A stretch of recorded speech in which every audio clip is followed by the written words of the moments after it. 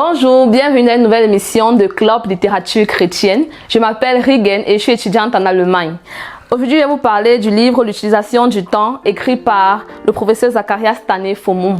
Ce livre m'a vraiment béni parce que j'ai lu ce livre lors d'un moment où j'étais vraiment paresseuse, où je ne savais pas ce que je devais faire de ma vie. Donc quand j'ai lu le livre aussi, vraiment ça m'a boosté à utiliser mon temps précieusement en fait. Parce que l'auteur du livre nous définit d'abord le temps comme étant un don précieux que le Seigneur nous a donné. L'auteur définit ce livre définit le temps comme étant un truc que nous devons utiliser à bon escient pour contribuer à l'évolution du royaume du Seigneur. Et l'auteur dit aussi dans son livre que nous ne devons pas perdre le temps à faire des choses inutiles. Nous ne devons pas perdre le temps à faire des choses pour notre propre besoin. Nous devons faire des choses pour l'avancement du royaume du Seigneur. C'est-à-dire, si c'est que tu perdais ton temps avant à faire des trucs qui n'avançaient pas à ta mission, c'est pas vraiment, c'est considéré comme un péché en fait. Donc tu dois utiliser ton temps à bon escient en fait. L'auteur disait aussi que si c'est que tu utilisais ton temps avant, si tu perdais ton temps à faire des choses qui n'avançaient pas au royaume du Seigneur, tu peux vraiment demander pardon à Dieu et tu peux demander pardon à Dieu et le Seigneur va t'aider et le Saint-Esprit aussi est ton meilleur ami pour pouvoir utiliser ton temps à bon escient. Parce que le Saint-Esprit viendra te dire à toi quelle est ta mission de vie, comment est-ce que tu dois faire les choses et à quel moment faire des choses. Parce que oui, l'auteur dit aussi que le temps de Dieu c'est le bon temps. Si c'est que toi tu choisis ton temps pour faire des choses, c'est toujours considéré comme une perte de temps. Parce que Dieu a un temps pour toutes choses.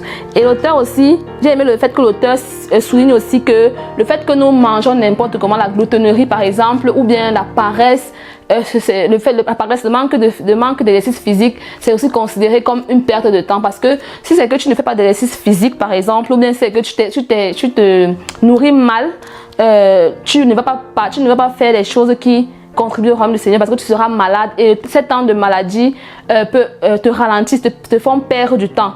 Donc l'auteur nous invite aussi comme ça à prendre soin de notre santé physique aussi, et non seulement physique mais aussi spirituelle pour pouvoir contribuer dans le royaume du Seigneur. Et j'ai aussi aimé le fait que l'auteur dise que malgré tout ce qu'on peut, malgré tout notre temps qu'on a perdu dans le passé, par manque de connaissances, on peut aussi racheter ce temps-là. Parce que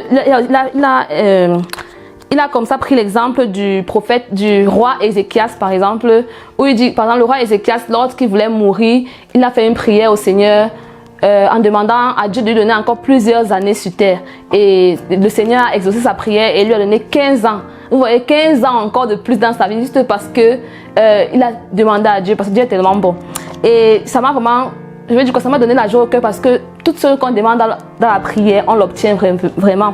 Et aussi, Dieu nous a demandé, l'auteur nous demande aussi de prier aussi pour pouvoir préserver notre temps, afin que nous ne puissions pas gaspiller le temps à faire n'importe quoi, à protéger notre temps, afin que le diable n'utilise pas. Parce que nous savons que le diable utilise notre temps une seconde par seconde, c'est ce qu'il dit en fait dans le livre.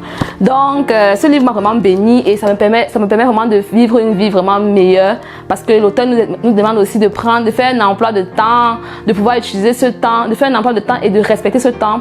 Il nous montre aussi l'importance de pouvoir enregistrer le temps, parce que vous voyez, si vous passez une journée, vous enregistrez ce que vous avez fait la journée, vous allez vous rendre compte que vous perdez le temps.